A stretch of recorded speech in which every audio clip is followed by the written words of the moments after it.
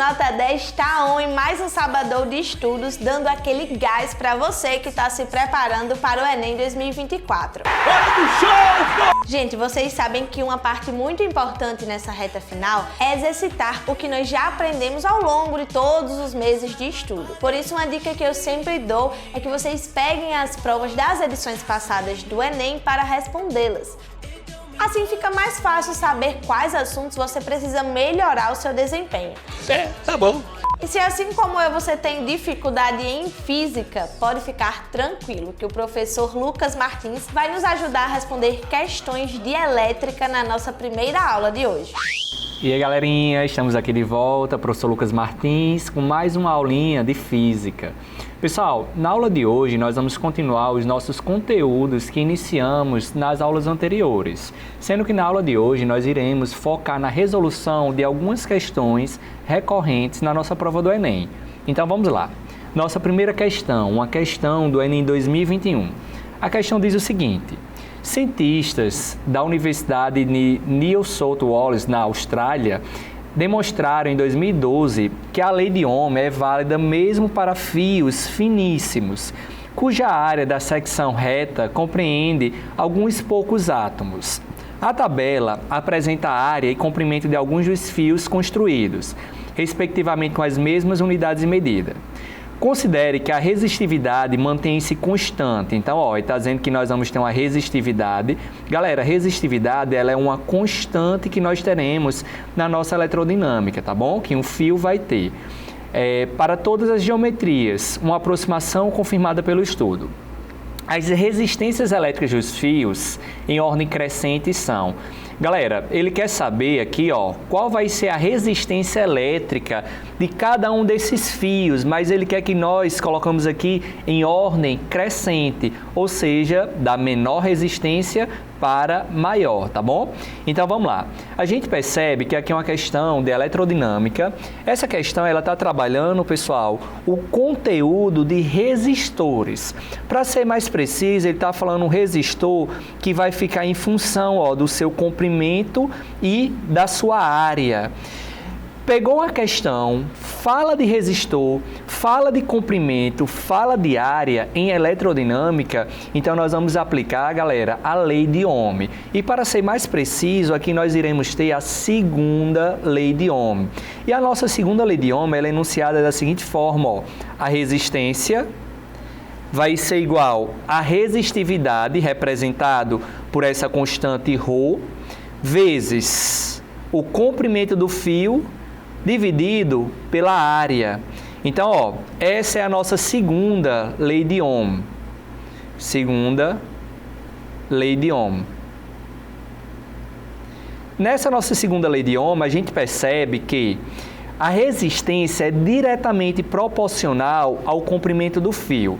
Então, se a gente tem um fio com área de secção transversal constante, então quanto maior for o tamanho desse cabo, ou seja, quanto maior for o comprimento do fio, maior vai ser a resistência, tá bom? E vice-versa aqui, já a área e a resistência têm uma relação de grandezas inversamente proporcionais, ou seja, quanto maior for a área de secção transversal, menor vai ser a resistência, certo? Então, só anotar essa observação. A resistência e o comprimento do fio são grandezas diretamente proporcionais. Já a resistência e a área de secção transversal são grandezas inversamente proporcionais. Então, mais uma vez, quanto maior o comprimento de um fio, maior vai ser a resistência, tá bom? Já que elas são diretamente proporcionais aqui. E, em relação à área, elas são grandezas inversamente proporcionais, ou seja, quanto maior for a área de secção do fio, quanto maior for essa área, menor vai ser a nossa resistência, certo? Aí ele quer, na questão, que a gente calcule justamente a resistência de cada um desses fios. Então, vamos lá. Vamos calcular, aplicar a segunda lei de Ohm para cada uma desses resistores. Então, primeiro aqui, para o fio 1, então vamos calcular o R1. Então, calculando o R1, aplicando a segunda lei de Ohm, resistência é igual ao ρ. Ah, Lucas, quanto é que vale esse ρ? Pessoal, esse ρ, ele é uma constante. Essa constante vai variar de material para material. A questão, ele tem que informar essa constante. Como a questão não mudou e a constante é o mesmo valor para os 4 fios, então esse ρ ele vai ser irrelevante, tá bom? Então, ó, vamos aqui, substituindo. ρ vezes o comprimento do fio. Pessoal, o comprimento do fio 1, como a gente percebe aqui, ó, vai ser 312 dividido pela área. Então, ó, a área aqui vai ser 9. Quando a gente resolver isso aqui, então a resistência do fio 1 vai ficar 312, vou fazer aqui na... Pronto. 312 dividido por 9 vai dar aproximadamente 34,7 ohms, tá bom? Então, essa que vai ser a resistência do fio 1.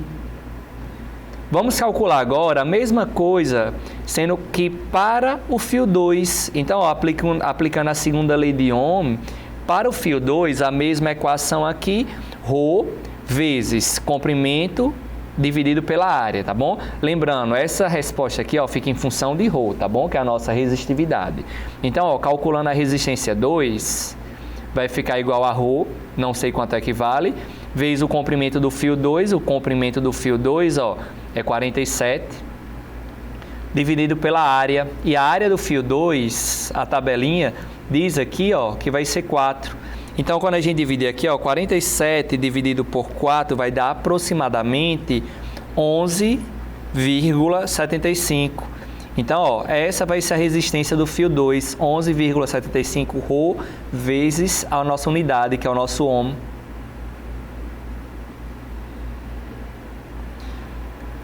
Galera, quando a gente já faz o fio 1 e o fio 2, a gente já tem noção que o fio 2 tem uma resistência o quê? Menor que a do fio 1. Sabendo disso, então a gente já elimina, ó, por exemplo, a letra A, para evitar ter que fazer todos os cálculos. Então a letra A não pode ser, deixa eu ver mais alguma que não pode ser, ó. Letra D também não pode ser, pois a questão diz que o R1 está sendo menor que o R2. E a gente já viu que é o contrário, que a resistência 1 é maior que a resistência 2. Vamos continuar calculando, ó. Vamos agora calcular o nosso terceiro fio. Calculando o terceiro fio, a resistência dele, a mesma coisa, aplicando a segunda lei de Ohm, resistividade é igual ao comprimento. O comprimento do fio 3 é 54, dividido pela área. E a área aqui, ó, vai ser 2. 54 dividido por 2, então a resistência 3 vai ser igual a 27 ρ ohm. Então essa que vai ser a nossa resistência 3. Com essa resistência 3, a gente percebe que a resistência 3 é o quê? É maior que a resistência 2 e menor que a resistência 1. Então vamos ver se isso aqui está correto, ó.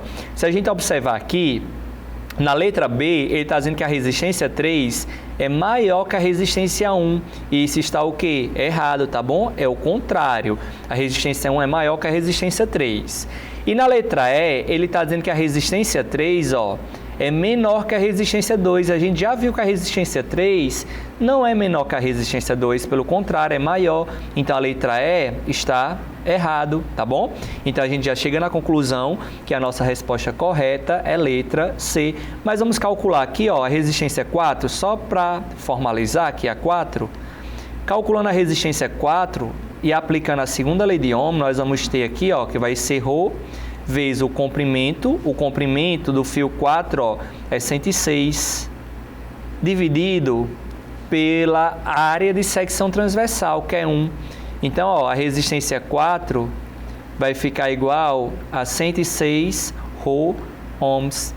Então, essa é a resistência 4, ou seja, a resistência 4, o resistor 4, ele vai ser aquele resistor que vai ter a maior resistência elétrica, que é justamente o que fala o nosso item da letra C. Tranquilo? Aqui, nessa questão, nós temos uma questão de eletrodinâmica. Todo ano, pessoal, na prova do Enem, pode ter certeza, tem a questão da eletrodinâmica, que sempre vai envolver o quê? Circuitos elétricos. E dentro de circuitos elétricos, as questões sempre costumam trabalhar com resistor, tá bom? Lembre, resistor é um dispositivo elétrico que ele vai fazer o quê? Ele vai pegar energia elétrica e o próprio nome dele já diz o que ele vai fazer. Ele vai o quê? Resistir, tá bom? E ele resiste o quê? Ele resiste a passagem dessa corrente elétrica, tranquilo? E quando ele resiste a passagem dessa corrente elétrica, quando ele dificulta a passagem da corrente elétrica, ele vai acabar fazendo o seguinte: essa corrente elétrica, essa energia elétrica, no resistor, vai acabar sofrendo uma transformação. Quando o resistor resiste a essa passagem de corrente elétrica, então esse resistor ele acaba o quê? Esquentando. Então o nosso resistor ele vai transformar uma energia elétrica em energia térmica, tá bom? Esse é um dos objetivos aqui do nosso resistor, tranquilo? Transformar energia elétrica em energia térmica. E esse processo de transformação tem um nomezinho específico. Na física, pessoal, isso aqui é o que a gente conhece como o nosso efeito Joule. Quando a gente pega uma corrente elétrica, uma energia elétrica e converte e transforma em energia térmica, que é o que o nosso resistor faz. Então esse vai ser o nosso efeito Joule. Ah, Lucas, me diga uma aplicação aí no dia a dia, que eu não estou conseguindo visualizar isso. Vamos lá. Existem aqui, pessoal, diversas aplicações do nosso dia a dia de corrente elétrica que é transformada em energia térmica, tá bom? Existem diversas aplicações de resistores. Uma das aplicações mais conhecidas que nós temos é o quê? É o chuveiro elétrico.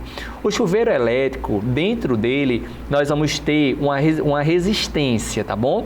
Essa resistência, o objetivo dela, o próprio nome já diz. O objetivo da resistência é justamente fazer o quê? É resistir a passagem da corrente elétrica. Enquanto essa corrente elétrica vai passando, a resistência ela vai esquentando. E quando essa resistência esquenta, ela acaba gerando ali uma energia térmica. Essa energia térmica é passada para a água, fazendo com que a água acabe esquentando. Então, ó, aí é uma aplicação do nosso efeito Joule. Ali dentro do chuveiro elétrico, nós vamos ter a presença de um resistor. Ah, Lucas, só tem esse exemplo de resistência no nosso dia a dia? Não, pessoal, tem diversos outros exemplos. Um outro exemplo muito comum da presença de um resistor é, por exemplo, naquele ferro de passar roupa. Pessoal, o ferro de passar roupa, ele funciona de forma análoga ao nosso chuveiro elétrico, tá bom? O ferro de passar roupa, ele vai ser um exemplo de um resistor ali no seu circuito interno, tem um resistor. Esse resistor vai pegar a nossa corrente elétrica, nossa energia elétrica, e ele vai acabar transformando em quê? Em energia térmica, por isso que o ferro esquenta, tá bom? E aquela parte de baixo do ferro que entra em contato direto com a roupa, ela é uma parte metálica, porque o quê? Nós estudamos nas aulas anteriores que superfícies metálicas são superfícies o quê? Que são boas condutoras de calor, tá bom? Então, vou pegar a energia elétrica, vai esquentar o resistor. Quando esquenta esse resistor, ele transforma em energia térmica, e essa energia térmica é passada para a roupa por meio justamente do contato entre a superfície metálica e a roupa, tá bom? Então, ali é outro exemplo de aplicação de resistores. Só tem esse, Lucas? Não, tem diversas outras aplicações de resistores no nosso dia a dia, mas todos funcionam de forma análoga, tá bom? Partindo do princípio do efeito Joule. Vamos agora para a nossa segunda questão, uma questãozinha também do Enem 2021. A questão diz o seguinte: no dia 14 de julho de 2015, a sonda espacial norte-americana, New Horizons, meu inglês não é um pouco bom, mas vamos lá, atingiu o ponto mais próximo de qualquer artefato humano esteve do planeta anão Plutão. Neste instante, a distância da sonda à Terra era de aproximadamente, está dizendo aqui que a distância da sonda que foi lançada até a Terra é de 5 bilhões de quilômetros. As primeiras imagens de Plutão não chegaram à Terra instantaneamente, quando enviadas através de um sinal de rádio, pois a velocidade da luz é de 3 × 10⁸ metros por segundo. No momento da máxima aproximação de Plutão, o valor mais próximo do tempo decorrido entre o envio de uma imagem pela antena transmissora da sonda e sua recepção por uma antena receptora na Terra é... Pessoal, ele quer saber o tempo de envio do nosso sinal lá da sonda próximo de Plutão até chegar aqui na Terra. Qual foi o tempo que esse sinal levou para chegar aqui na Terra? Vamos lá. Li a questão, começa a tentar identificar qual conteúdo ela está abordando. Essa questão, ela está dando aqui a distância entre a Terra e essa sonda. Então, vamos começar a pegar aqui as informações. Nós vamos ter, aqui a distância, nosso ΔS. A nossa distância é de 5 bilhões de quilômetros. Em seguida, ele está dando aqui a velocidade da luz. A velocidade da luz é de 3 vezes 10 à oitava metros por segundo. E a questão, ele quer saber qual vai ser o tempo em que esse sinal leva para chegar aqui na Terra. Galera, nós temos aqui uma questão que vai envolver a equação matemática, a equação física mais famosa da nossa disciplina. E essa equação é justamente o que? A velocidade é igual à distância sobre o tempo. Ah, Lucas, eu não gosto de decorar a equação. Realmente, pessoal, a física não é só decorar a equação, não. Pelo contrário, passa longe disso. A física é entender a teoria, para a partir da teoria, a gente aplicar essa teoria no dia a dia. A questão, ele dá que a velocidade da luz vai ser o quê? A unidade aqui vai ser em metros por segundo, ou seja, a cada segundo, esse sinal de onda, ele vai andar uma distância de 3 vezes 10 à oitava. Então, você pode fazer por meio de uma proporção essa questão, ou se você é uma pessoa que gosta de aplicar fórmula, que não é necessário nessa questão, tá bom? Mas se você prefere aplicar aqui uma fórmula, a equação vai ser essa, tá bom? Mas, mais uma vez, essa questão a gente consegue fazer só por proporção, ou seja, a nossa famosa regra de 3, tá bom? Então, vamos lá. Nós só temos que tomar cuidado com o seguinte. Perceba que a unidade da velocidade aqui está em quê? Metros por segundo. Então, a nossa distância tem que estar em metros. E aqui, a nossa distância está em quê? Em quilômetros, tá bom? Então, vamos fazer essa transformação. Galera, olha aqui nas alternativas. Nas alternativas, ele está colocando os valores, a nossa resposta em notação científica. Então, vamos colocar tudo em notação científica. Lembrem, muitas questões, tanto da disciplina de física quanto de matemática, ele coloca bilhões, milhões, mil. Quando vier essas palavrinhas, abre esse número, pessoal. Lembrem que o mil, em notação científica é a mesma coisa de que 10 à terceira, tá bom? O milhão vai ser o que? O milhão? 10 elevado à sexta. E o bilhão, isso aqui nós temos que saber, tá bom? Tanto para a prova de física quanto para a prova de matemática. Então, o bilhão fica 10 elevado a 9. Então, no canto dessa palavrinha bilhão, eu vou substituir pela nossa notação. O nosso bilhão, então, aqui vai ficar 5 vezes, aí no canto do bilhão, vamos colocar 10 elevado a 9. Então, 5 vezes 10 elevado a 9, o quê? Quilômetros, tá bom? Ah, Lucas, agora é só substituir na nossa equação. Tomem cuidado, se você substituir, provavelmente vai ter um distrator aqui, tá bom? Tome cuidado aqui, galera, que nós vamos ter o seguinte. Nós temos que ainda transformar de quilômetro para metro. Aí vocês vão lembrar que o prefixo K é o quê? É uma multiplicação por 1000. Então, lembrem dos prefixos. O prefixo K, ele vai ser um múltiplo, que ele vai ser multiplicado por 1000. Só lembrar das redes sociais. Quando uma pessoa atinge, por exemplo, 20 mil seguidores em alguma rede social, a galera costuma o quê? Fazer aqueles balões. Coloca um 20 e o K. E esse K é justamente para representar uma multiplicação por 1000, tá bom? Então, ó, aqui em quilômetros do mesmo jeito, se eu tenho esse K é um prefixo que está multiplicando por 1000. Então, ó, no canto do K, em notação científica, a gente vai lembrar que, para transformar aqui para notação científica, vou ter que mover 3 casas decimais para a esquerda. Então, ó, fica 1 vezes 10 à terceira.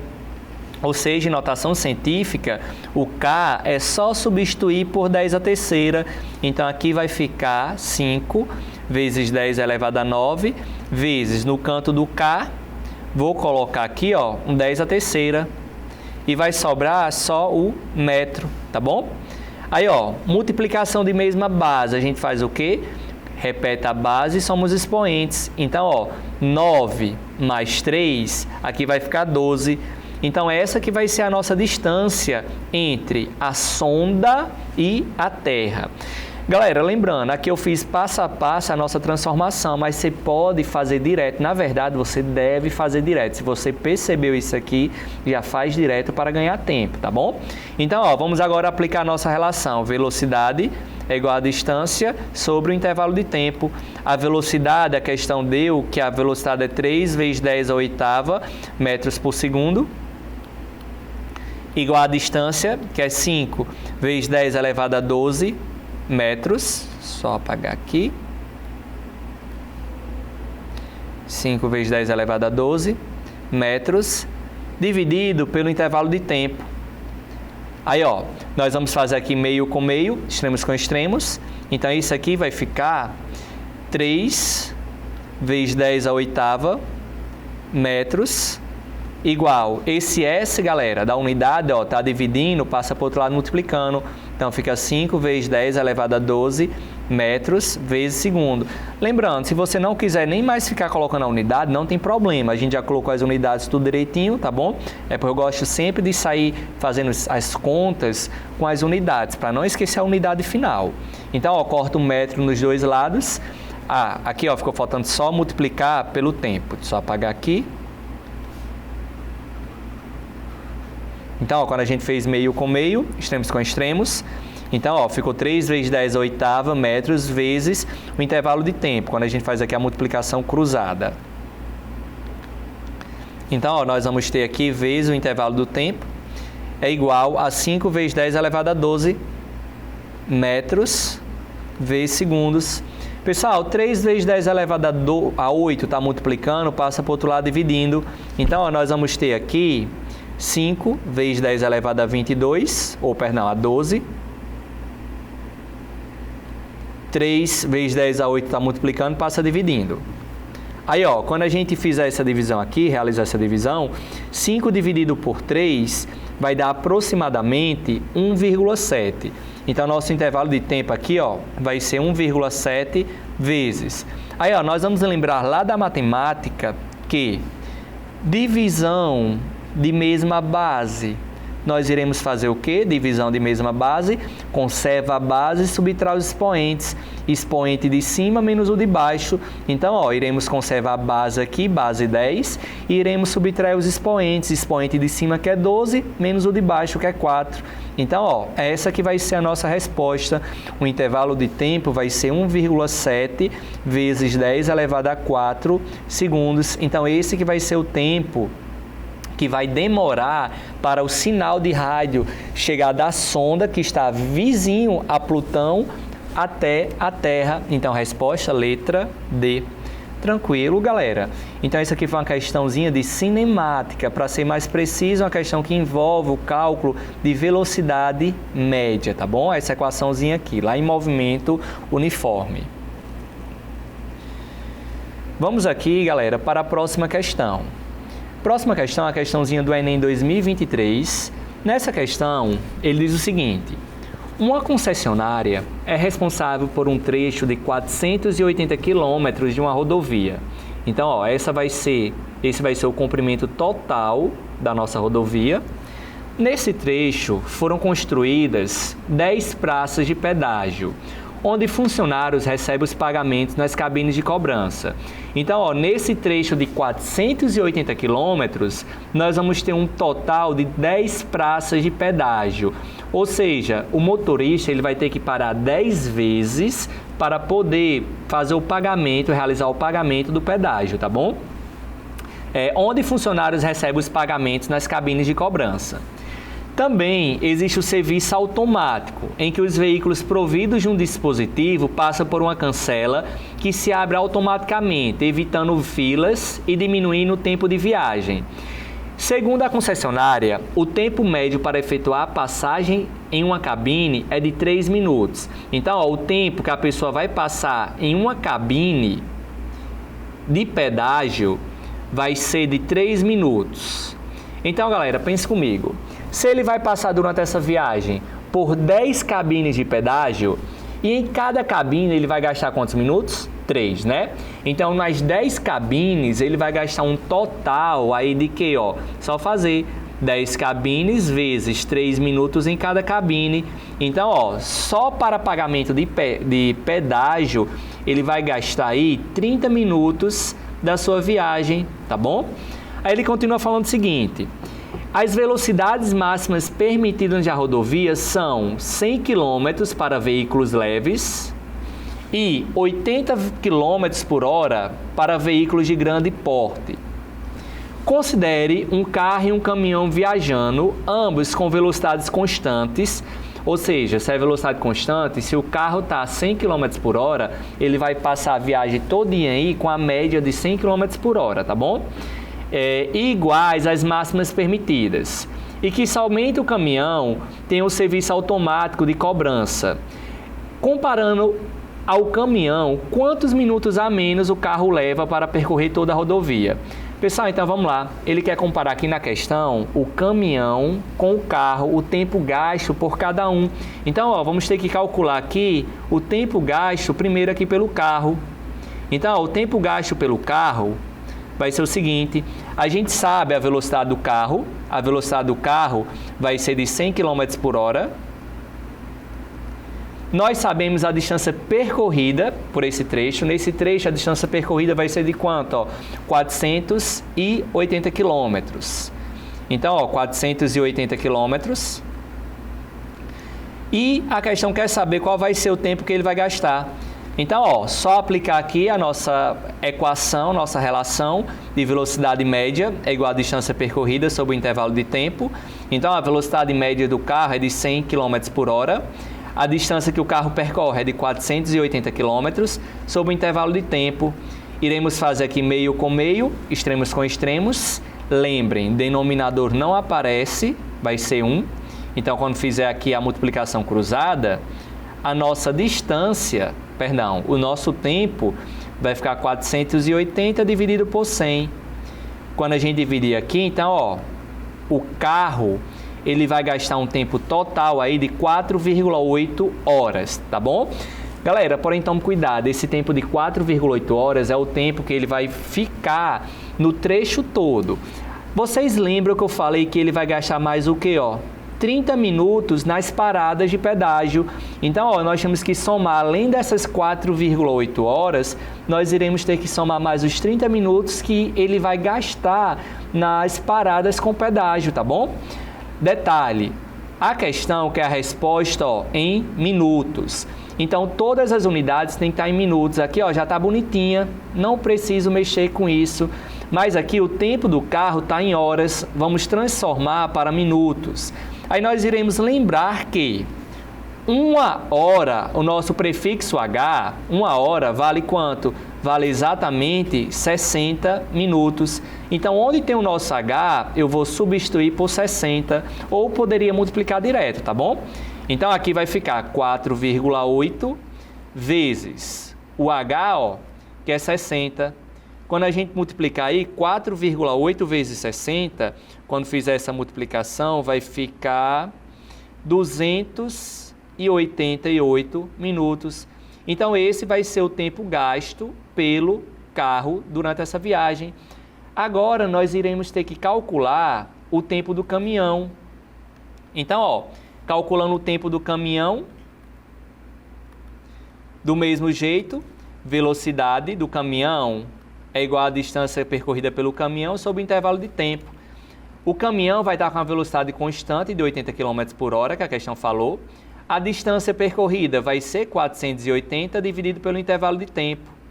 Quando a gente fizer meio com meio, extremos com extremos, então fica 80t igual a 480. Esse nosso 80 está multiplicando, passa para o outro lado dividindo. Então, ó, 480 dividido por 80. Quando a gente realizar essa divisão, podemos cortar aqui, ó, 0 com 0. Aí fica 48 dividido por 8. E 48 dividido por 8 fica exatamente igual a 6 horas. Ou seja, o caminhão vai gastar 6 horas. Temos agora que converter para minutos. Lembrando, é só multiplicar por 60. Então, 6 vezes 60 fica exatamente 360 minutos. Porém, a questão quer saber quanto tempo a mais o caminhão leva. Então, ó, para finalizar a questão, é só subtrair aqui 360 menos 288. 360 menos 288 vai dar um total de 42 minutos. Então, essa que vai ser nossa resposta, tá bom? Letra B. Ah, Lucas, por que aqui no caminhão não precisei somar com esses 30 minutos das paradas? Porque a questão diz, pessoal, que o caminhão tem o quê, ó? Tem o serviço automático de cobrança, então ele não para. Tranquilo? Pessoal, vamos dar uma breve parada e na volta nós retornaremos com mais resolução de questões do Enem, tá bom? E aí, galerinha, estamos de volta aqui, ó, para continuar na resolução de mais questões do Enem sobre o nosso conteúdo da nossa disciplina de Física. Vamos lá, trouxe mais uma questão do Enem 2023, uma questão que vai tratar aqui sobre o Bluetooth. Pessoal, o Bluetooth é uma tecnologia de comunicação sem fio, de curto alcance, presente em diferentes dispositivos eletrônicos de consumo. Ela permite que aparelhos eletrônicos diferentes se conectem e troquem dados entre si. No padrão Bluetooth, denominado de classe 2, as antenas transmitem sinais de potência igual a 2,4 mW. Pessoal, então ele está dando aqui a potência de transmissão.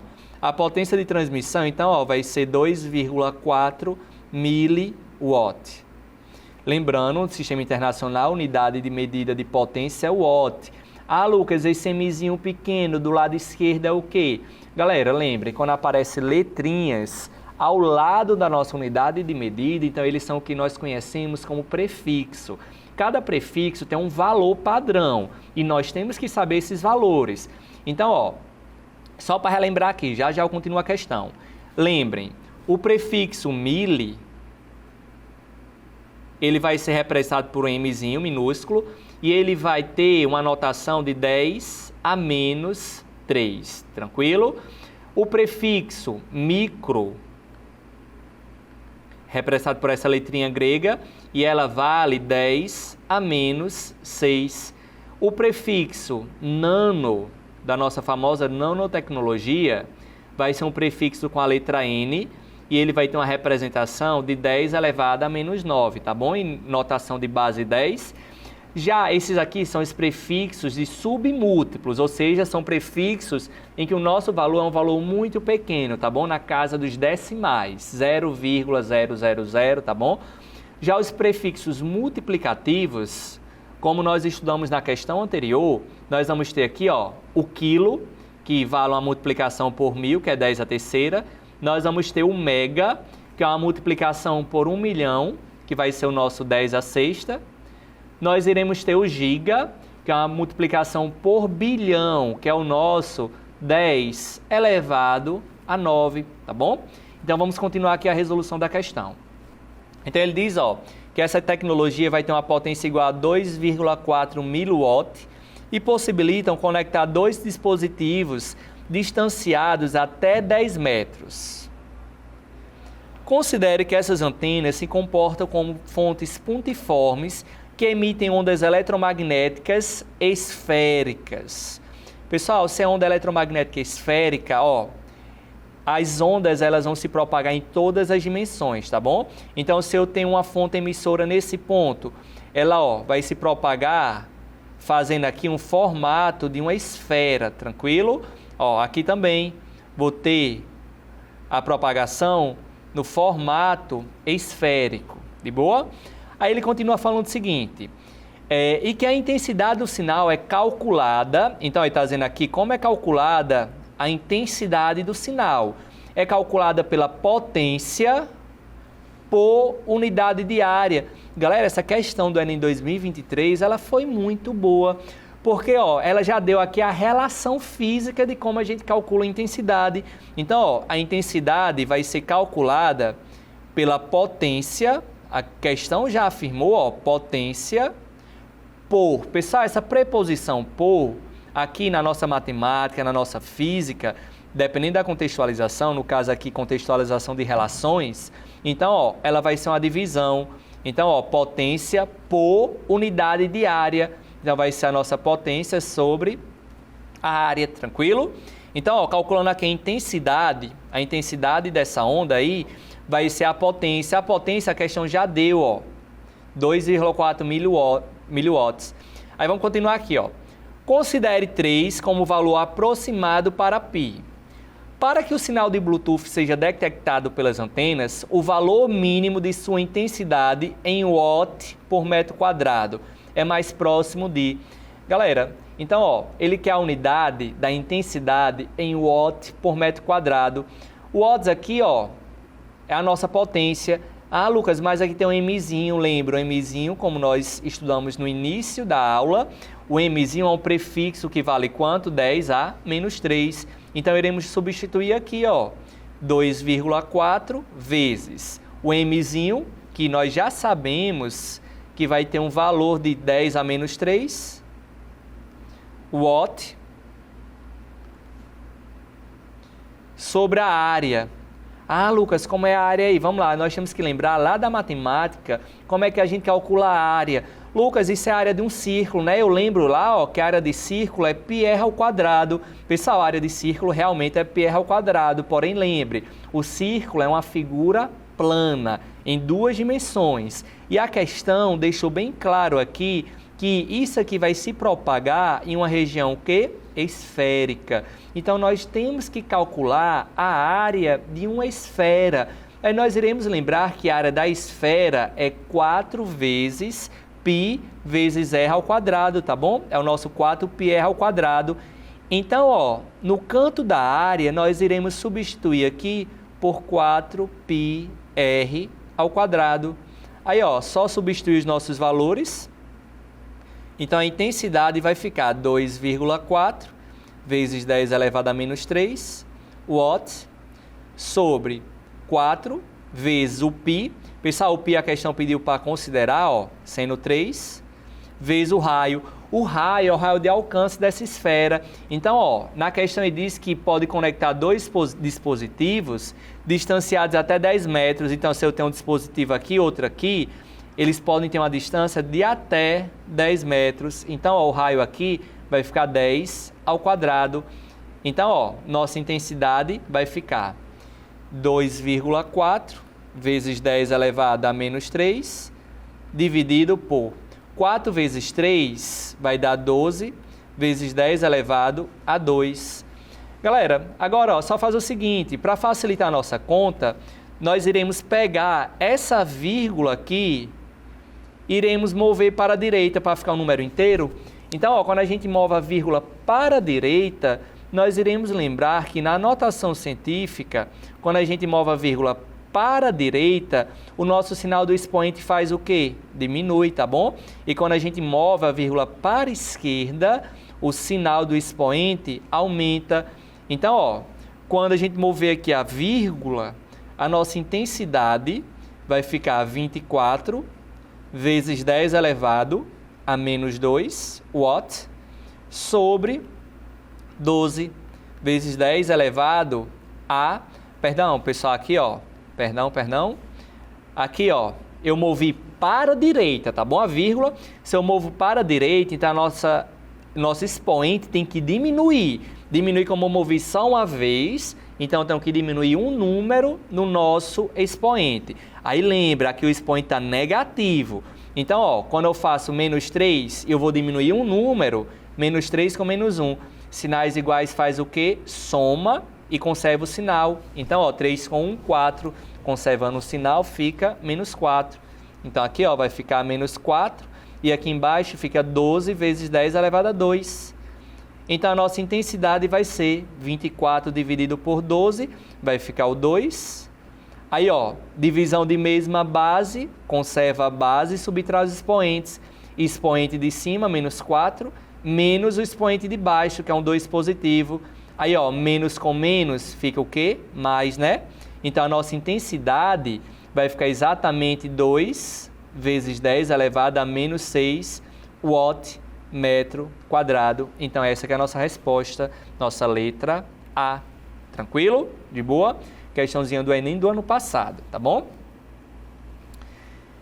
Galera, vamos para outra questão aqui de física, da nossa prova de ciências da natureza. Pessoal, essa questão de física, ela vai envolver tanto conhecimentos físicos como também conhecimentos de ecologia, tá bom?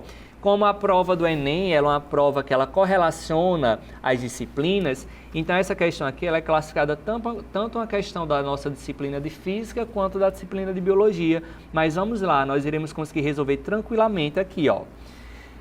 Uma cafeteria adotou copos fabricados a partir de uma composição de 50% de plástico reciclado não biodegradável e 50% de casca de café. O copo é reutilizável e retornável, pois o material, semelhante a uma cerâmica, suporta a lavagem. Então, ó, vamos só interpretar o que ele está falando aqui. Nós vamos ter um copo. Esse copo, ele não é feito 100% de plástico. Ele é feito 50%, a metade dele, do material utilizado, é um plástico reciclado, porém esse plástico reciclado ele não é biodegradável, tá bom? E 50% é feito de casca de café. Aí ele continua falando o seguinte: embora ele seja comercializado por um preço considerado alto comparado a um copo de plástico descartável, essa cafeteria possibilita aos clientes retornarem o copo sujo e levar o café quente servido em outro copo já limpo. Então, ó, esse copo reutilizado, ele pode ser o seguinte: nós podemos utilizar ele, podemos lavar e utilizar novamente várias e várias vezes, tá bom? Então, ele é caro, de acordo com o que a questão fala, ele é caro na primeira compra que a gente faz. Porém, como nós podemos sempre ficar reutilizando ele, então, a longo prazo, com 1, 2, 3, 4, 5 compras de café aqui, o preço vai acabar compensando, tá bom? O custo-benefício dele. Aí, ó, o material desse copo oferece também um conforto de não esquentar na parte externa. Ou seja, a gente coloca o café está quente, e na parte externa eu não vou sentir ele quente, diferentemente dos copos descartáveis convencionais. Quando eu coloco o café, que é até errado, certo, pessoal? Aqueles copos descartáveis, eles não são feitos para suportar substâncias quentes, tá bom?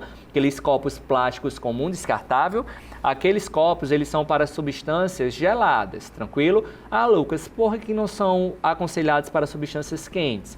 Pessoal, aquele plástico em contato com substâncias quentes, eles acabam liberando substâncias que muitas vezes, com o passar do tempo, tem um potencial de serem substâncias cancerígenas, tá bom? Então é bom, sempre que possível, evitar tomar, por exemplo, café, chá quente, naqueles copos descartáveis convencionais, tranquilo? Além disso, quando eu pego aqueles copos, na parte de fora, se o café está quente, eu consigo sentir ele quente também na parte de fora. Já esse copo aqui que a questão está colocando, que a cafeteria adotou, ele, ó, o material desse copo oferece também o conforto de não esquentar na parte externa, tá bom? Aí, ó, quais duas vantagens esse copo apresenta em comparação ao copo descartável? Então, ó, ele quer saber duas vantagens, tá bom? Que esse copo vai ter em relação ao copo descartável. Então, vamos lá. Ele está dizendo, ó, ter a durabilidade de uma cerâmica. Vamos lá ver se isso é uma vantagem. A questão diz que esse copo ele vai acabar parecendo com material cerâmico, ó, semelhante a uma cerâmica. E nós vamos lembrar, pessoal, que materiais cerâmicos têm uma durabilidade muito boa, muito melhor do que os copos descartáveis comuns. Então, realmente, essa primeira parte é totalmente o quê? Verídica, é totalmente verdadeira. Ah, Lucas, já a resposta certa? Não, vamos lá. Ele quer o quê? Ó, 2 vantagens. Vamos ver se a segunda realmente vai ser uma vantagem. A segunda, ele diz, ó, que esse copo é totalmente biodegradável. Vamos lá, pessoal, voltar aqui no nosso comandozinho. Ele diz que 50% de plástico reciclado não biodegradável. Então, ó, parte do material utilizado para fazer esse copo não é biodegradável. Então, ó, já invalida a letra A. Vamos para a letra B. Ser tão durável quanto uma cerâmica, até aqui, ó, tá correto. Só colocar aqui no marca-texto. Opa, minutinho. Ser tão durável quanto uma cerâmica, então essa primeira parte, ok. E ter alta condutividade térmica. Galera, vamos lá, ver se isso aqui realmente tem uma alta condutividade térmica. Nós vamos lembrar lá da aula de termologia que a condutividade térmica de um material é calculada, ó, pela lei de Fourier, tá bom? Fluxo de calor vai ser igual a uma condutividade térmica vezes o nosso comprimento, vezes a variação de temperatura, dividido pela área. Tranquilo? De boa? Pessoal, lá na nossa lei de Fourier, nós vamos ter o seguinte. Quando a gente calcula essa condutividade térmica, nós vamos ter o seguinte. Um minutinho. Quando a gente calcula lá da condutividade térmica, nós vamos ter uma relação que quanto mais metálico for o material, melhor vai ser a condução. Pessoal, aqui ó, ele está dizendo que na parte interna está quente.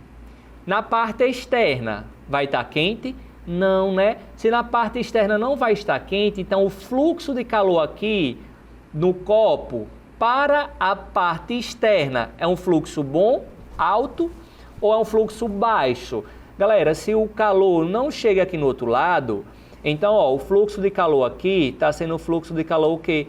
Baixo. Se está sendo um fluxo de calor baixo, então nós iremos ter aqui que esse material ele vai dificultar a passagem do calor. Se ele dificulta a passagem do calor, então ele não tem uma boa condutibilidade térmica, pelo contrário, ele tem uma baixa condutibilidade térmica. Então, o que deixou a letra B errado foi quando ele disse que tem uma alta condutividade térmica, tranquilo? Porém, é uma baixa condutividade térmica, certo? Pessoal, letra C.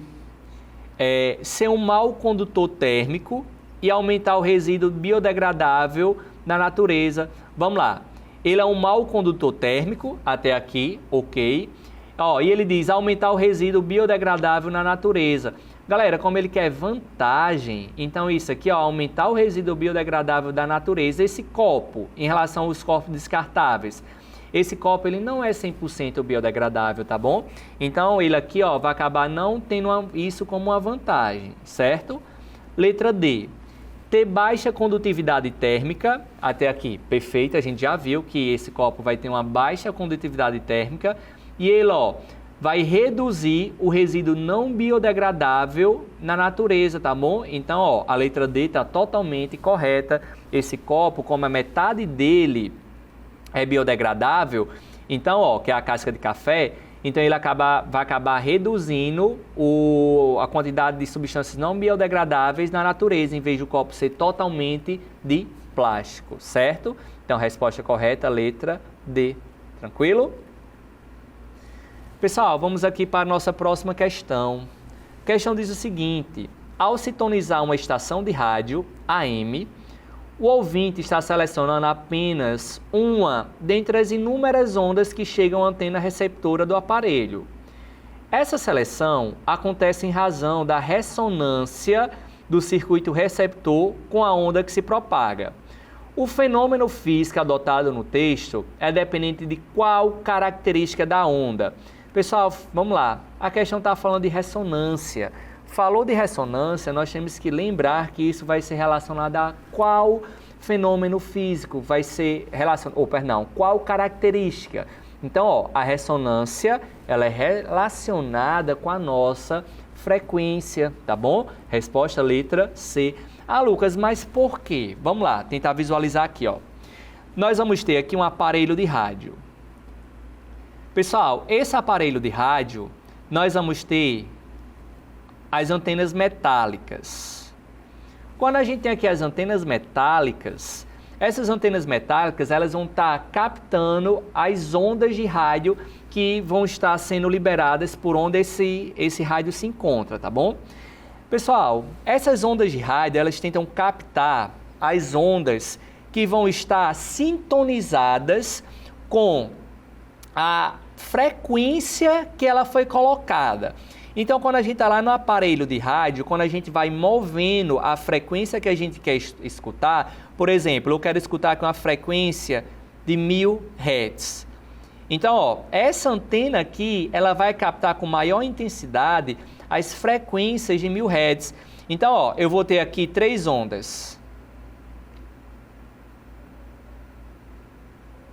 Então, essa onda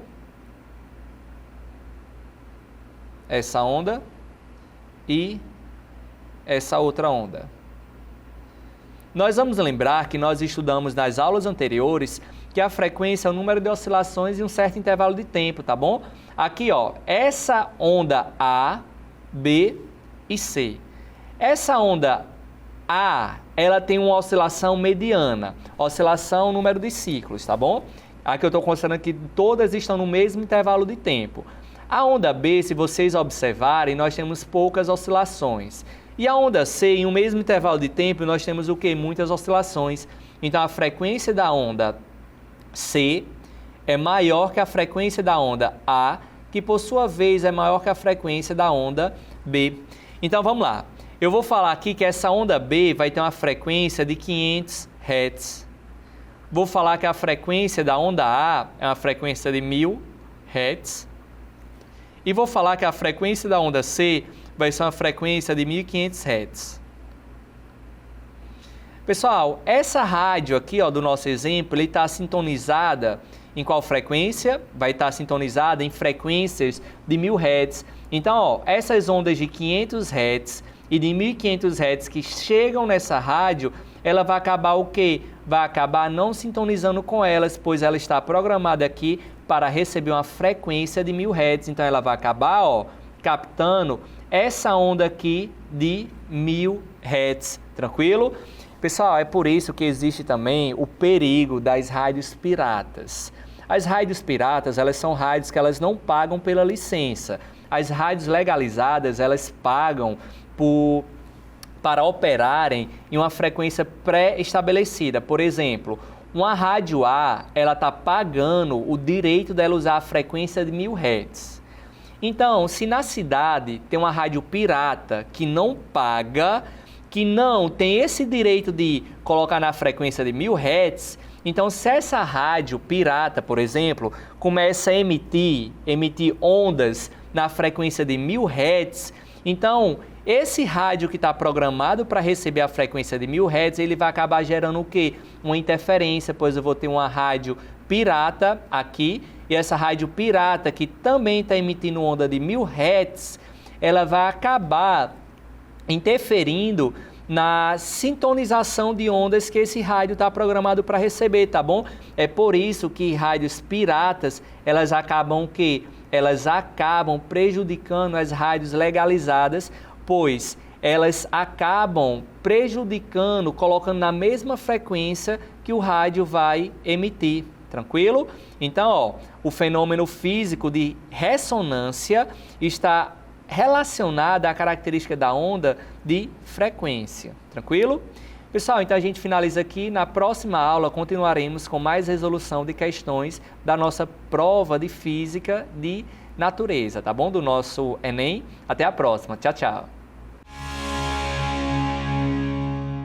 Ai, gente, às vezes dá até vontade, né, de na hora da prova ter o professor assim, desse jeito, do ladinho, ajudando a desvendar as questões. Seria tudo, né? Sim. Mas, como querer não é poder, vamos fazer a nossa parte, que é estudar. E E vocês sabem que aqui no Nota 10 a gente muda de vibe assim, ó, no estalar de dedos. Por isso, de física, nós vamos para linguagens em mais uma revisão de língua portuguesa. Oi, pessoal, estamos de volta com as nossas discussões acerca das questões do Enem, né, da prova de linguagens. Eu espero que vocês estejam gostando, estejam aí absorvendo o nosso conteúdo, né, as nossas dicas, os nossos comentários sobre essas questões, né, e reforçar a importância do treino, treinar por questões de Enems anteriores, né. Se você tiver perdido alguma aula, volta lá para aulas anteriores, né, que tiveram dicas muito boas para vocês arrasarem aí. Enem chegando, faltam dias, então ainda dá tempo de conferir algumas super dicas, né, que foram dadas e voltadas para essa prova de linguagens do Enem. Então vamos lá, galera, sem mais delongas, mais uma questão. Essa se chama Girassol da Madrugada, também Enem ali, ó, o último, né? Todas as questões estão atualizadas para que vocês entendam cada vez mais o perfil da prova de linguagens do Enem da maneira mais recente possível. Então vamos lá. Teu dedo curioso me segue lento no rosto, os sulcos, as sombras machucadas por onde a vida passou. Que silêncio, prenda minha, que desvio triunfal da verdade. Que círculos vagarosos na lagoa em que uma asa gratuita roçou. Tive 4 amores eternos. O primeiro era moça donzela, o segundo eclipse, boi que fala, cataclisma. O terceiro era rica senhora, o quarto és tu. E eu, afinal, me repousei dos meus cuidados. Então a gente tem aí, né, mais uma vez, um texto poético. O Enem mescla muito em questão de gêneros, né, entre o texto poético, entre a charge, a tirinha, o anúncio publicitário, né, como a gente falou, inclusive nos blocos anteriores agora, recentemente, nós falamos sobre essa questão da diversidade de gêneros, né, que vem aí nas questões de linguagens do Enem. Então vamos lá, passando para o nosso enunciado, perante o outro, o eu lírico revela, né, o eu lírico, mais uma vez, o eu do texto, aquele que fala no texto, que dá voz ao texto. Então ele revela para outra pessoa, gente, na força das memórias evocadas, o quê? A vergonha das marcas provocadas pela passagem do tempo, indecisão em face das possibilidades afetivas do presente, serenidade sedimentada pela entrega pacífica ao desejo, frustração causada pela vontade de retorno ao passado e disponibilidade para a exploração do prazer efêmero. Então a gente já consegue descartar aí algumas, né, logo de cara, né, o que seu lírico está revelando perante ao outro. Então, na força das memórias evocadas a quê? Então, se a gente volta lá para o texto, a gente consegue ter uma ideia melhor do que é que ele está revelando. E confere lá as alternativas para marcar a que responde o comando, né? Então, galera, eu espero que você tenha marcado aí serenidade sedimentada pela entrega pacífica ao desejo. Então, ele sente uma serenidade quando ele se entrega em relação ao que ele quer. Se nós voltarmos lá para o texto, né, ele diz, teu dedo curioso me segue lento no rosto. Então, a gente já percebe essa questão da serenidade mais presente nesse texto poético. Então, os sulcos, as sombras machucadas por onde a vida passou. Que silêncio, prenda minha. Que desvio triunfal da verdade. Que círculos vagarosos em lagoa em que uma asa gratuita roçou. Então, ele vai trazendo ali, né, aquela serenidade, trazendo aquele cenário de serenidade, né, presente aí dentro do texto. Tive 4 amores eternos. O primeiro era a moça donzela, e isso tudo ele vai falando assim, com uma naturalidade, né, no decorrer do texto poético. O segundo, eclipse, boi que fala, cataclisma. O terceiro era rica senhora e o quarto és tu. Então, até as reticências causam aquele tom mais sereno e aquele tom mais entregue, né? Que ele fala de uma forma muito natural. E eu, afinal, me repousei nos meus cuidados. Então, a gente percebe aqui essa serenidade sedimentada pela entrega pacífica ao desejo, né? De uma forma muito branda, de uma forma muito pacífica. Gente, vamos comentar as outras alternativas, né? Caso vocês de casa tenham ali marcado uma outra sem ser a questão C, então deve estar se perguntando, tá, mas por que não foi essa outra que eu marquei? Então, vergonha das marcas provocadas pela passagem do tempo, em momento nenhum a gente percebe o eu lírico revelando um sentimento de vergonha, então não poderia ser a A. B, indecisão em face das possibilidades afetivas do presente, ele não tem indecisão, né? Muito pelo contrário. Ele é muito seguro, parece ser muito seguro, né, o eu lírico, no que ele está falando. Ele fala dos 4 amores, né, dos 4 amores eternos, e ele fala ali exatamente o que cada um representou para ele, o que foi cada um, né, cada um desses amores na vida dele, desse eu lírico. Então, ele não se mostra ali indeciso. O último, né, que é a pessoa com quem ele desabafa, com quem ele fala. O 4 és tu, e afinal me repousei dos meus cuidados. Então ele parou por ali no 4º amor eterno dele, né? A C é o nosso gabarito. D, frustração causada pela vontade de retorno ao passado. A gente não percebe aí uma vontade dele retornar ao passado. Muito pelo contrário, ele está feliz, né? Ele está realizado com esse 4º amor eterno, que é essa pessoa a quem ele fala. E por último, nós temos a E, disponibilidade para a exploração do prazer efêmero. Então, a gente não tem aqui essa exploração do prazer efêmero, né? Se a gente comparar aí todas as outras alternativas, a gente percebe que a C é a única que responde, é a única que faz sentido.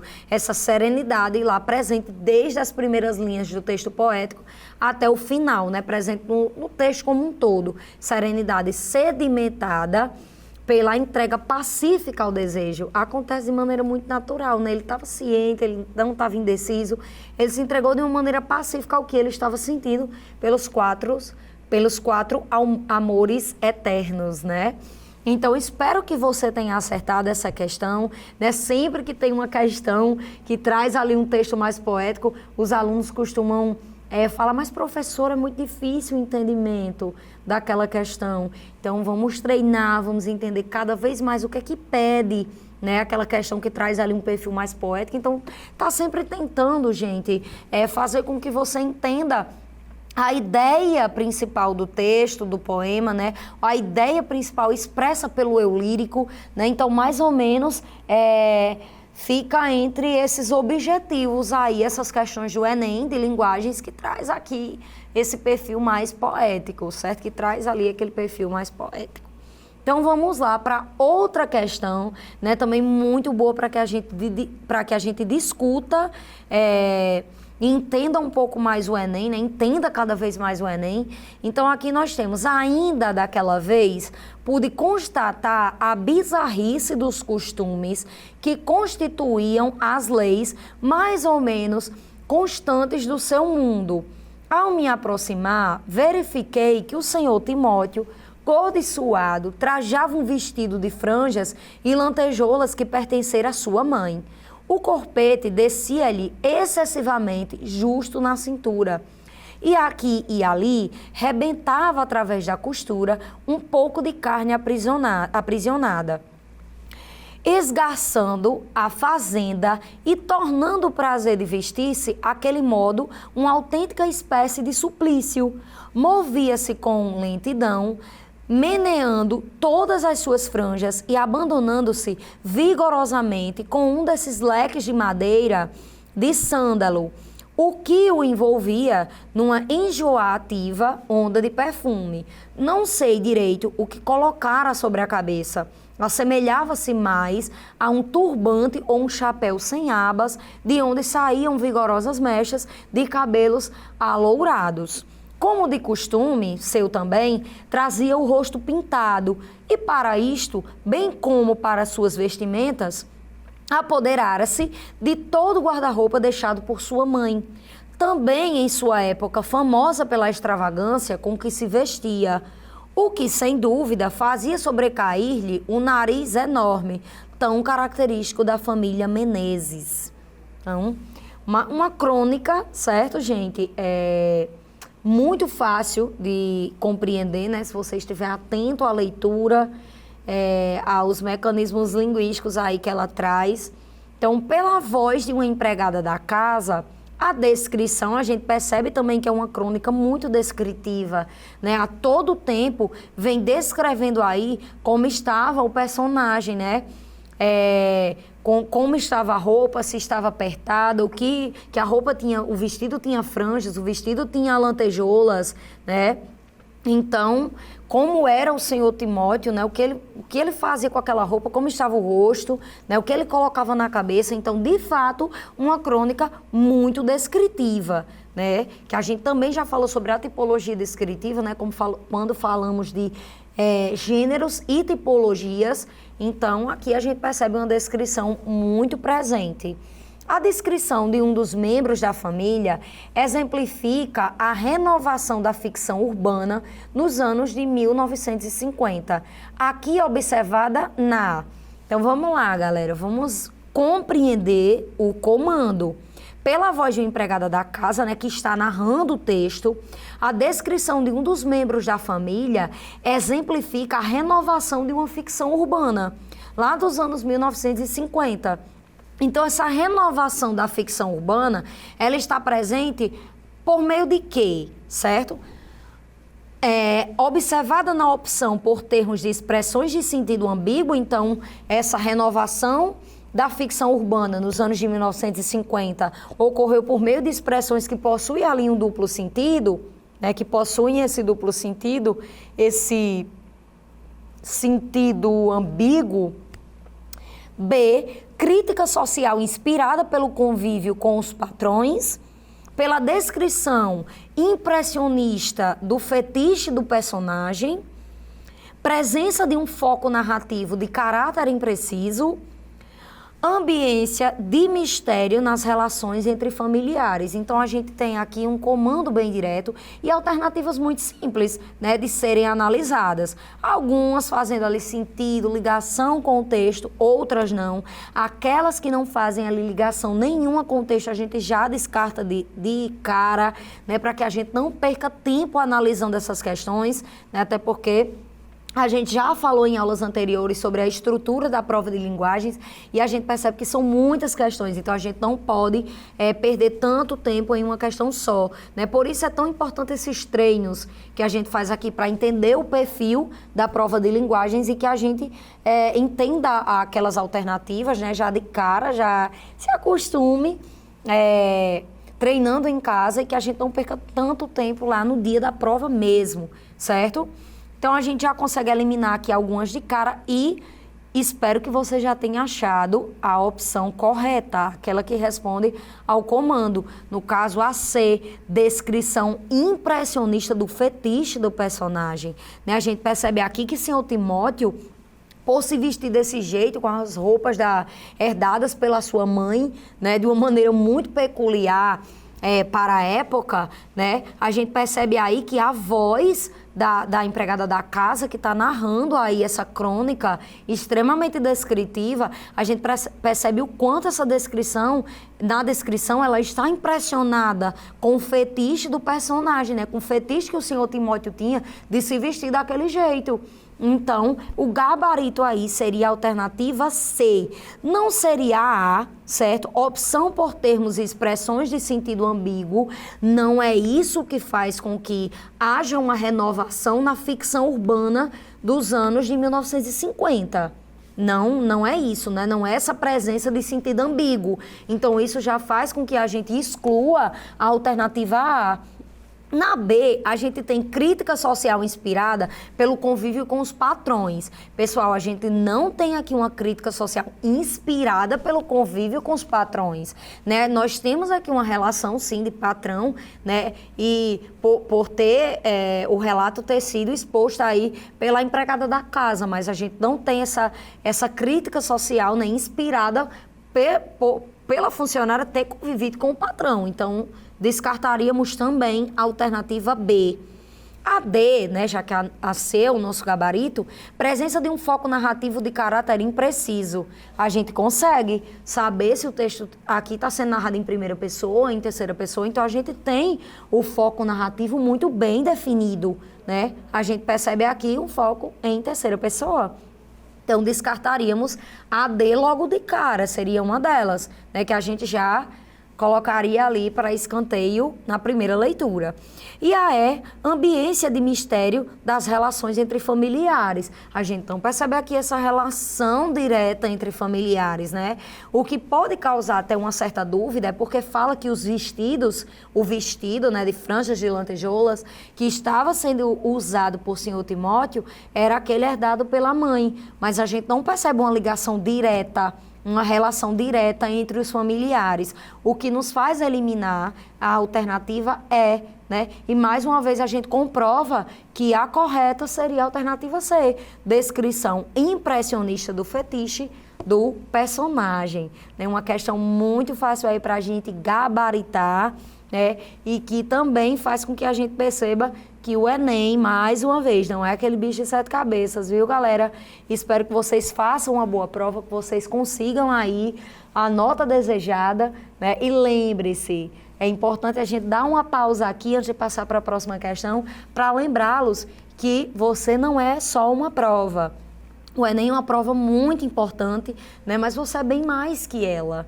Eu acredito no potencial de vocês, sei o quanto vocês vêm aí, né, durante todo o ensino médio ansiosos com essa prova, o nervosismo também atrapalha um pouquinho, né? Então é importante a gente treinar, mas estarmos lembrando aí que vocês são maiores que isso. Então vamos lá, gente. Passando aqui para mais uma questão. As cinzas do Museu Nacional, no Rio de Janeiro, um episódio não tão distante, tá? Consumido pelas chamas no mês de setembro de 2018, são mais do que restos de fósseis, cerâmicas e espécimes raros. O museu abrigava, entre mais de 20 milhões de peças, os esqueletos com as respostas para perguntas que ainda não haviam sido respondidas ou sequer feitas por pesquisadores brasileiros. E o incêndio pode ter calado para sempre palavras e cantos indígenas ancestrais, de línguas que não existem mais no mundo. O acervo do local continha gravações de conversas, cantos e rituais de dezenas de sociedades indígenas, muitas feitas durante a década de 1960 com antigos gravadores de rolo e que ainda não haviam sido digitalizadas.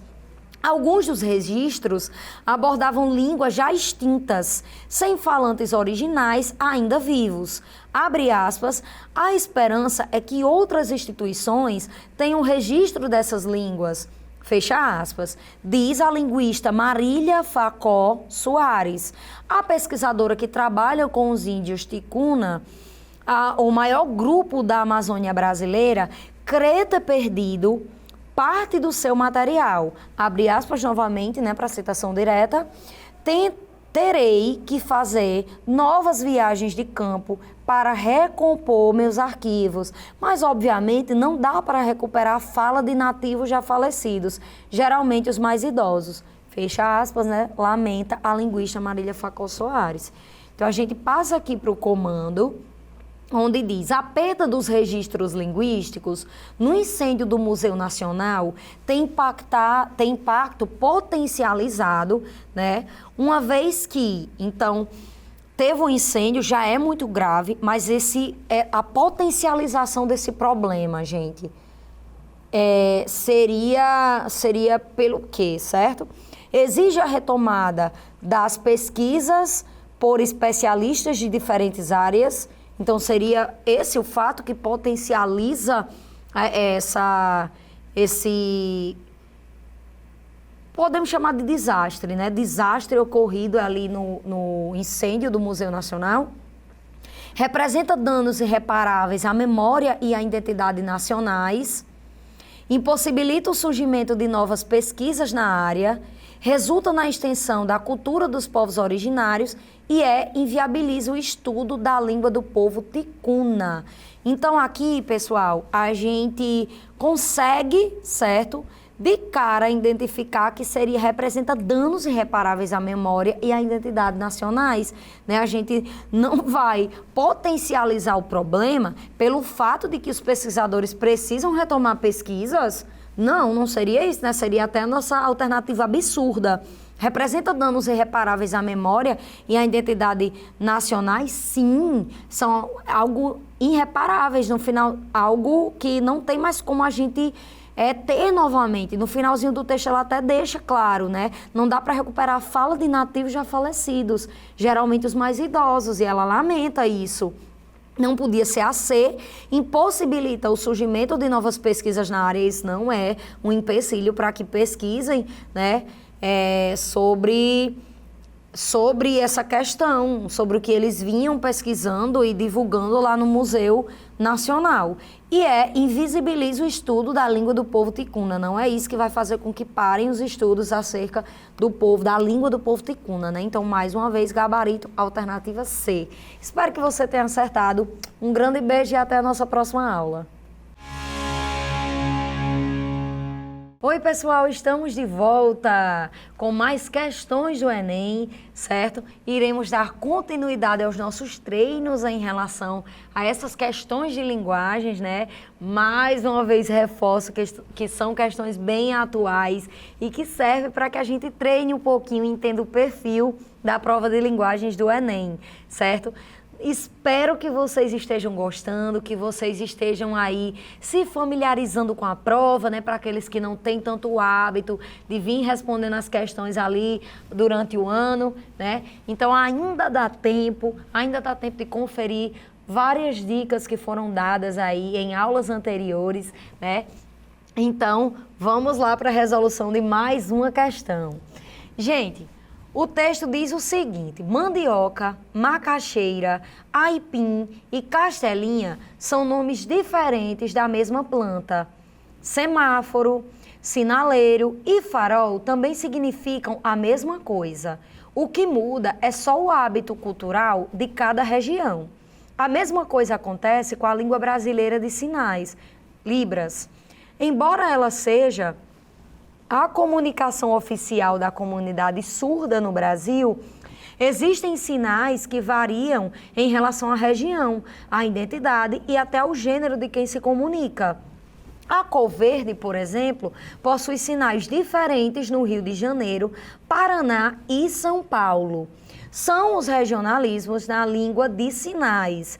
Essas variações são um dos temas da disciplina Linguística na Língua de Sinais, oferecida pela Universidade Estadual Paulista, né, Unesp, ao longo do segundo semestre. Muitas pessoas pensam que a língua de sinais é universal, o que não é verdade. Explica a professora e chefe do Departamento de Linguística, Literatura e Letras Clássicas da Unesp. Mesmo dentro de um mesmo país, ela sofre variação em relação à localização geográfica, à faixa etária e até ao gênero dos usuários, completa a especialista. Os surdos podem criar sinais diferentes para identificar lugares, objetos e conceitos. Em São Paulo, o sinal de cerveja é feito com um giro no punho, como uma meia volta. Em Minas, a bebida é citada quando os dedos indicador e médio batem no lado do rosto. Também ocorrem mudanças históricas. Um sinal pode sofrer alterações decorrentes dos costumes da geração que o utiliza. Então, a gente percebe aí que a língua brasileira de sinais, né, a Libras, né, na verdade, ela não é universal, é tanto que é língua brasileira de sinais, né? Então, não é a mesma configuração, digamos assim, para todas as regiões do Brasil, certo?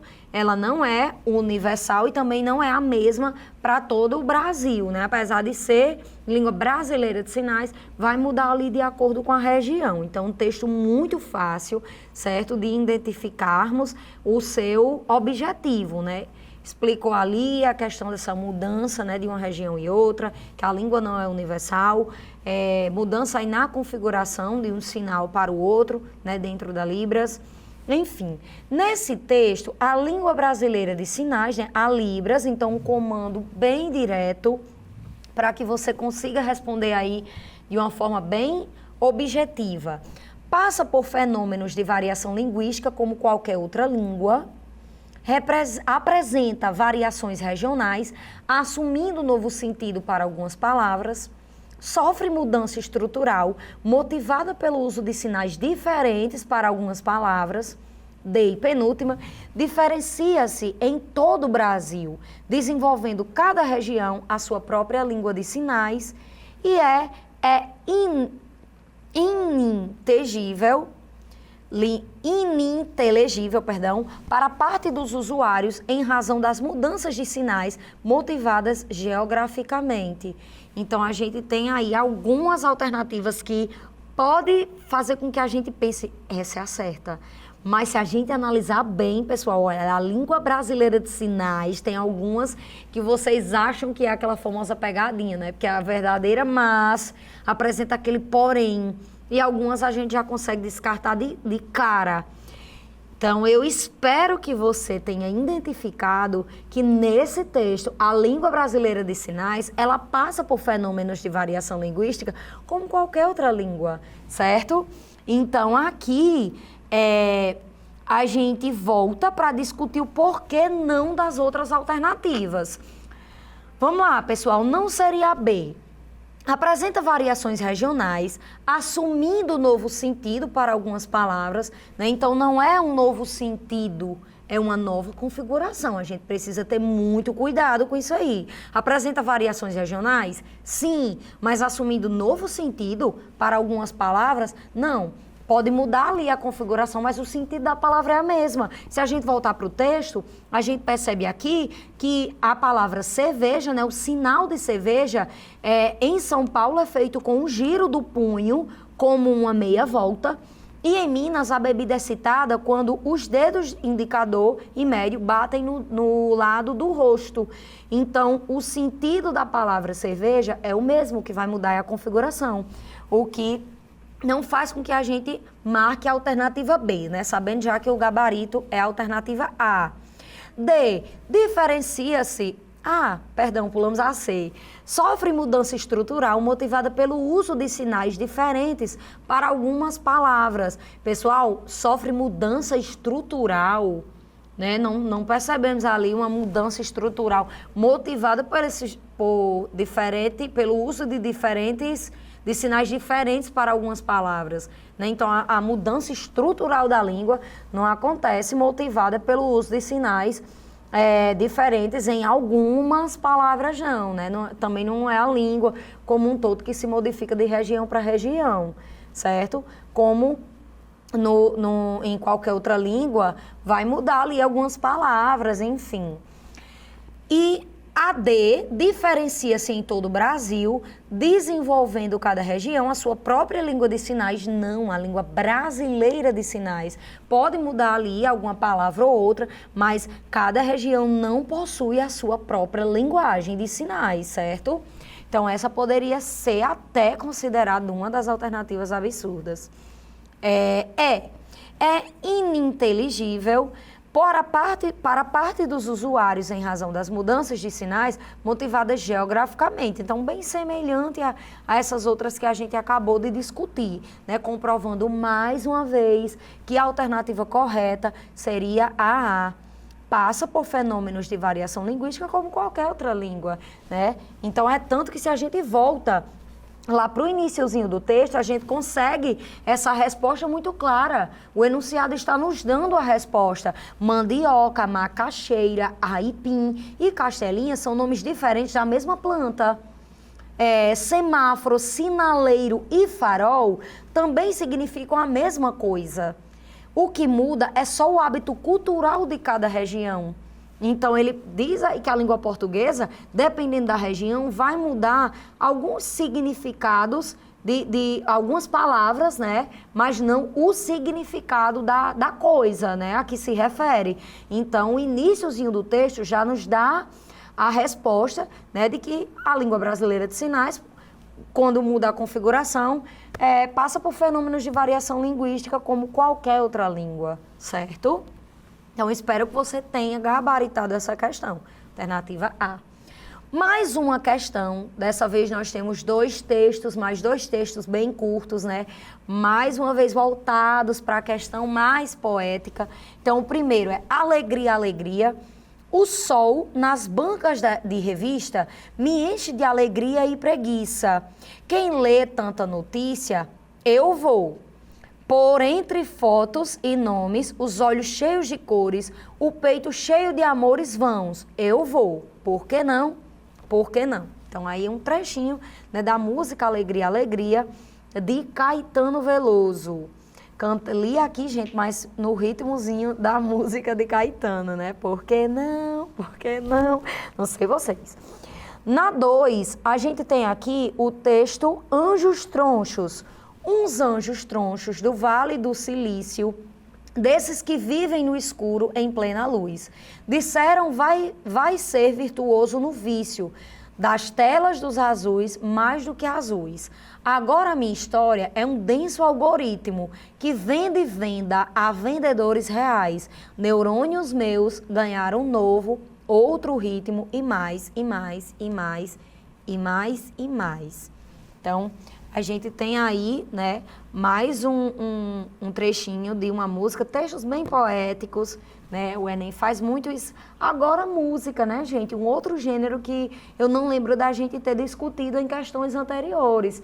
Mais uma vez comprovando essa diversidade de gêneros textuais nas provas de linguagens, né? Independente aí do caderno de provas, né? Até porque as questões são as mesmas. Nas provas de linguagem, né? Independente dos cadernos. Mas a gente percebe aí essa recorrência de diversidade de gêneros textuais nas questões de linguagens, né? Então, vamos lá. Embora oriundas de momentos históricos diferentes, essas letras de canção têm em comum Então, embora em momentos históricos diferentes, o que é que elas têm em comum, né? Referência a cores como elemento de crítica a hábitos contemporâneos, percepção da profusão de informações gerada pela tecnologia, contraposição entre os vícios e as virtudes da vida moderna, busca constante pela liberdade de expressão individual e por último, nós temos aí crítica à finalidade comercial das notícias. Então, a gente percebe aí, tenta buscar aí o que é que tem de comum entre um texto e outro, né? Apesar desses momentos históricos diferentes. Se, pessoal, vocês puderem voltar, se não passar muito tempo na questão, pode voltar ali, dar uma conferida, né? Geralmente tem aluno que gosta de ler o comando, aí volta para o enunciado só para caçar ali o que tem a ver com o que o comando está pedindo, lê e volta para as alternativas, né? O importante é que você não deixe de ler o enunciado, né? Em hipótese alguma, nem que você leia o comando primeiro, mas que você leia o enunciado, né? Era até algo que a gente já havia comentado em aulas anteriores. Bom, pensaram? Eu espero que sim, né? E espero também que tenham acertado, tá? E que tenham marcado aí a alternativa B, percepção da profusão de informações geradas pela tecnologia. Pessoal, a gente percebe aí, né, algo em comum entre esse trechinho, né, da letra da música número 1 e da letra da música número 2. Se a gente voltar aqui, ele fala, né, quem lê tanta notícia, eu vou por entre fotos e nomes, os olhos cheios de cores. Ele fala também das bancas de revistas. Já no texto 2, ele fala de algo assim, mais voltado para a tecnologia mesmo. Uns anjos tronchos do Vale do Silício, desses que vivem no escuro em plena luz, disseram vai ser virtuoso no vício a quê? As telas, né? Ele complementa com o verso seguinte, das telas dos azuis mais do que azuis. Agora a minha história é um denso algoritmo que venda a vendedores reais. Então, no início ali, a gente até pode pensar que tipo de tela, né? Mas depois ele nos dá a entender que seria relacionada à questão da tecnologia. Então, percepção da profusão de informações geradas pela tecnologia, né? Então, principalmente presente aí nesse texto 2, mas que também a gente vê que é algo também, essa questão da profusão de informações, né, presentes no texto 1, que faz com que a gente encontre uma semelhança entre um e outro, certo? Então, espero que vocês tenham acertado gabarito, alternativa B, certo? Gente, referência às cores como elemento de crítica e hábitos contemporâneos, né? A gente não percebe isso presente nem na primeira letra, nem na segunda. Contraposição entre os vícios e as virtudes da vida moderna, ele não faz essa contraposição entre vícios e virtudes da vida moderna, né, da vida contemporânea, ele não faz. Busca constante pela liberdade de expressão individual, então aqui não está buscando uma liberdade de expressão individual. E crítica à finalidade comercial das notícias, né? A gente também não percebe isso, o que faz, mais uma vez, a gente confirmar que seria a alternativa B, essa percepção da profusão de informações gerada pela tecnologia, certo? Mais uma questão, dessa vez bem magética, certo? Nos traz aí um cartaz, onde nós temos primeiramente uma hashtag que nos fala: juntas somos mais fortes, Disque 180. A defensoria não para. Eu uso máscara, mas não me calo. Pessoal, só uma pausa bem rapidinho para uma dica, certo? Nessa pausa rapidinha, a gente vai reforçar aqui para vocês a importância de, quando tiver uma linguagem sincrética, uma linguagem mista, que é composta por imagens mais texto, a importância de estarmos atentos tanto aos elementos imagéticos quanto ao texto ali verbal, certo? As duas coisas, né, os dois textos são importantes, tá? Bom, então voltando aqui, em tempos de isolamento social, por conta da pandemia de Covid-19, a Defensoria Pública alerta para o aumento da violência contra a mulher. Não se cale, denuncie. Então, provavelmente, uma campanha que foi desenvolvida, né, na época da pandemia da Covid-19, o texto deixa isso muito claro, e a Defensoria Pública está alertando, né, que aumenta também a violência contra a mulher, né, infelizmente aumentou, né, e ali a campanha pede para que as mulheres denunciem, né, por isso a gente volta lá para a hashtagzinha que tem no iniciozinho do cartaz: juntas somos mais fortes. Então a gente passa aqui para o comando, onde diz: esse anúncio publicitário vinculado durante o contexto da pandemia de Covid-19 tem por finalidade. Então, qual a finalidade desse cartaz, né, desse anúncio publicitário? Divulgar o canal telefônico de atendimento a casos de violência contra a mulher, né, porque aqui nós temos o Disque 180. Então, é uma alternativa que até faz sentido com o texto, né, em relação ao texto. B. Informar sobre a atuação de uma entidade defensora da mulher vítima de violência. Então, será que seria para informar sobre a atuação da Defensoria Pública, né, atuando aí como uma intervenção para a questão da violência contra a mulher? C. Evidenciar o trabalho da Defensoria Pública em relação ao problema do abuso contra a mulher. Então, seria colocar o trabalho da Defensoria Pública em evidência, né, em relação a esses abusos contra a mulher, ao feminicídio, enfim. Alertar a sociedade sobre o aumento da violência contra a mulher em decorrência do coronavírus. E incentivar o público feminino a denunciar crimes de violência contra a mulher durante o período de isolamento. Pessoal, esse é o tipo de questão que os meus alunos dizem assim: mas Jade, todas aí estão fazendo sentido. Todas, meu Deus, qual que é o marco, né? Todas aí eu consigo fazer uma ligação direta com o texto. Será, gente? Será que é uma ligação direta mesmo? Né? Será que, se a gente parar para pensar um pouquinho, né? Um pouquinho só, será que todas vão fazer sentido mesmo? certo? Todas, e mais uma vez, só uma, apesar de você até encontrar sentido em todas, né? Só uma vai responder ao comando. Então, mais uma vez, esse anúncio publicitário vinculado durante o contexto da pandemia tem qual finalidade? Certo? Então, apesar de, não sei se vocês são como os meus alunos lá da escola, né? E ficam, mas Jade, todas fazem sentido, Jade. Vamos lá, eu espero que você tenha conseguido extrair aí a que apresenta de fato a finalidade do anúncio publicitário, que no caso, claro, gente, a alternativa é incentivar o público feminino a denunciar crimes de violência contra a mulher durante o período de isolamento. Vamos lá discutir por que não seriam as outras alternativas, tá? Vamos lá. A. Divulgar o canal telefônico de atendimento a casos de violência contra a mulher. Então, o intuito do anúncio publicitário não é divulgar, não é só divulgar um número, né? É fazer com que a mulher denuncie, não só saiba um número. Então, essa alternativa A peca quando diz divulgar o canal telefônico. Não é só isso.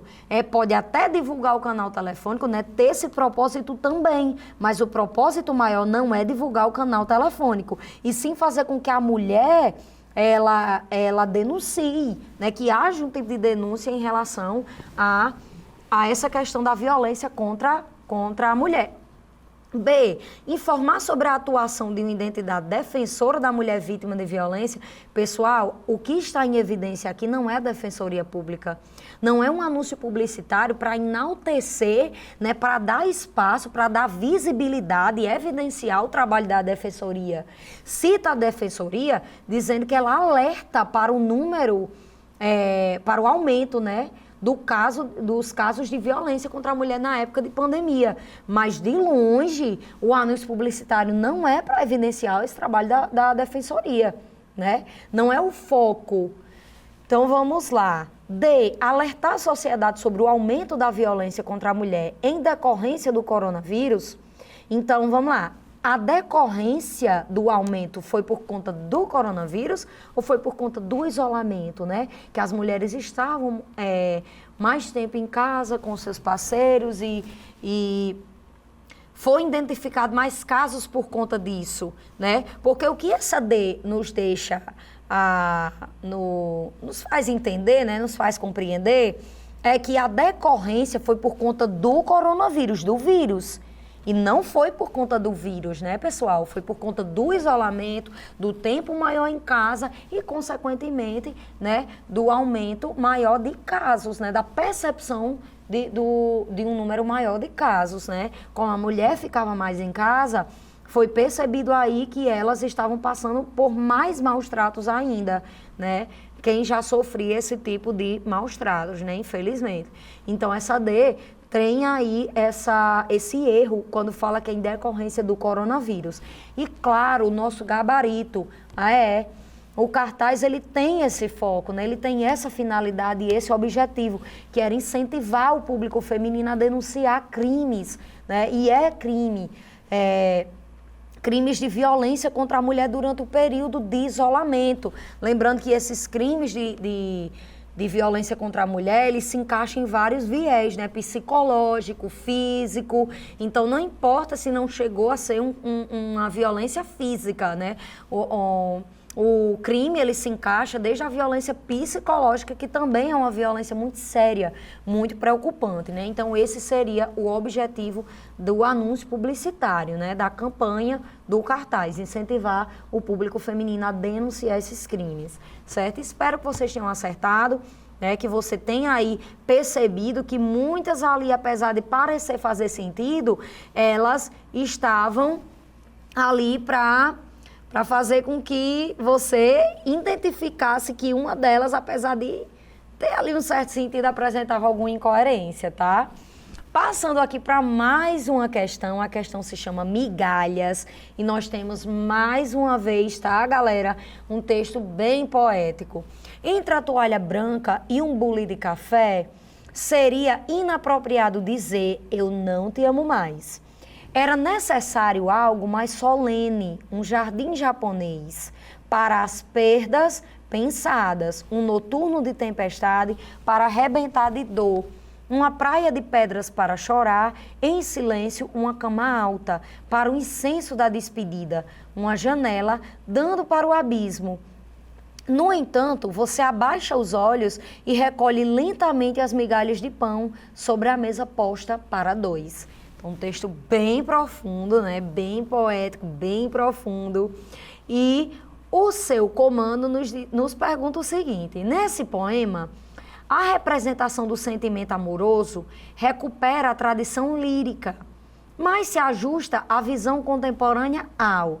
Pessoal, algo que já foi comentado hoje, certo? Essa questão da importância dos estudos das escolas literárias, né? Acerca das escolas literárias. Para quem já está na terceira série do ensino médio, com certeza já deve ter visto ou já está vendo aí a escola literária contemporânea, né? Então, ao mesmo tempo que esse poema, ele busca o sentimento amoroso recuperando ali a tradição lírica, ele se ajusta a uma visão contemporânea. Ele traz ali uma pegada para o poema, uma pegada contemporânea, de um poema contemporâneo. Então, para quem já está estudando aí o pós-modernismo, né, a literatura contemporânea já consegue identificar aí traços dessa literatura, né? A gente não vai muito entrar nas escolas literárias, só falando assim brevemente, porque vocês já têm aula de literatura, né? E que falam aí sobre as escolas literárias, mas lembrem-se, estejam atentos, certo? Elas são importantes para várias questões de linguagens. Então, ele se ajusta à visão contemporânea ao invocar o interlocutor para uma tomada de posição, questionar a validade do envolvimento romântico, diluir em banalidade a comoção de um amor frustrado, transformar em paz as emoções conflituosas do casal ou condicionar a existência da paixão em espaços idealizados. Então, como ele se ajusta à visão contemporânea, né? Através de qual dessas alternativas? Espero que você tenha pensado correto, tenha pensado aqui junto comigo e tenha marcado aí de casa a alternativa C, diluir em banalidade a comoção de um amor frustrado. Pessoal, claro, se a gente volta lá para o poema, né, entre a toalha branca e um bolo de café, seria inapropriado dizer eu não te amo mais. Então, pelo cenário em que o eu lírico ali estava se encontrando, ele não era inapropriado para ele dizer, olha, não dá mais, eu não te amo mais, eu não gosto mais de você, né? Seria necessário algo mais solene. Então, ele cita aí algumas situações, né? E lá no finalzinho, no entanto, você abaixa os olhos, recolhe lentamente as migalhas de pão sobre a mesa posta para dois. Então, ele age como se nada tivesse acontecido em meio àquele amor frustrado, que ele só tinha vontade de dizer, eu não te amo mais, certo? Então, claro, aí diluir em banalidade a comoção de um amor frustrado.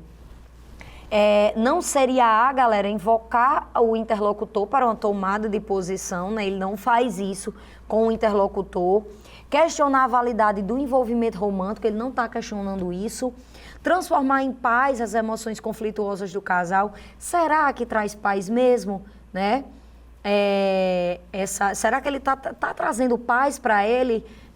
Deixar esse sentimento de frustração guardado e condicionar a existência da paixão a espaços idealizados. Ele não está condicionando a existência da paixão, né? Muito pelo contrário, ele está ali tomado por um amor frustrado. Então, mais uma vez, alternativa C. Galera, um grande beijo, até a próxima aula, certo? Discutiremos mais questões posteriormente. Então, um grande abraço e até mais. E aí, vidas, curtiram o nosso conteúdo de hoje? Sim! Aliás, eu quero saber o que vocês estão achando do nosso cronograma. Tá dando pra acompanhar de boa? É claro! Lembrando que se alguma aula foi de arrasta, não precisa se preocupar, porque todos os nossos vídeos ficam salvos aqui no canal e vocês também podem rever através das multiplataformas da TCM. Tudo bem! É isso, semana de revisão concluída, eu vou ficando por aqui. Que show da sucesso! Aproveitem o FDS e deem uma stalkeada lá no nosso arroba, interagem @nota10tcm e conversa com a gente enquanto Nota 10 não volta. Arrasta pra cima e vem ser feliz, viu? Tchau, tchau!